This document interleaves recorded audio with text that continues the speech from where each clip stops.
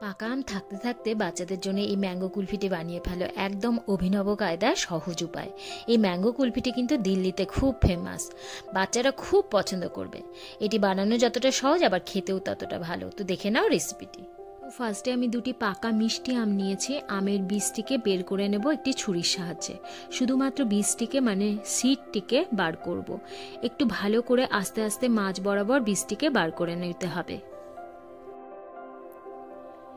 এবারে এখানে আমি 1 কেজি দুধ নিয়েছি। দুধটির মধ্যে দিয়ে দেব হাফ চামচ এলাচ গুঁড়ো আর 1 বাটি চিনি, মানে 1 কাপের মতো। দুধটিকে জাল দিয়ে অনেকটা ঘন করে নিতে হবে। যখন দুধটি মোটামুটি গাঢ় হয়ে যাবে তখন দিয়ে দিতে হবে ড্রাই ফ্রুটস ছোট করে কাটা।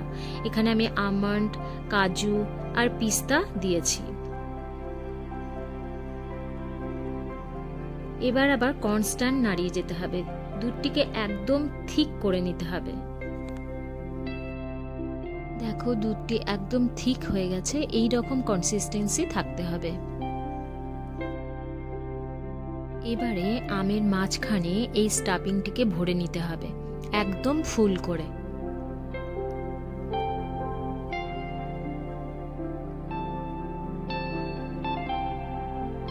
যেই আমের মুখটিকে কেটেছিলাম সেইটিকে দিয়ে বন্ধ করে দিতে হবে।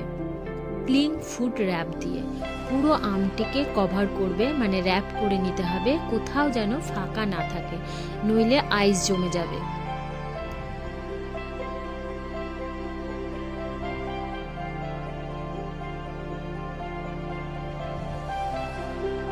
এবারে ফ্রিজে 7 থেকে 8 ঘন্টা রাখলেই তৈরি ম্যাঙ্গো কুলফি। 8 ঘন্টার পর ফ্রিজ থেকে বের করে নিলাম। পিলার দিয়ে পিল করে নিয়ে স্লাইস করে কেটে সার্ভ করো।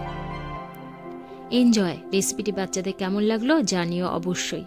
আজ এই পর্যন্ত, টাটা।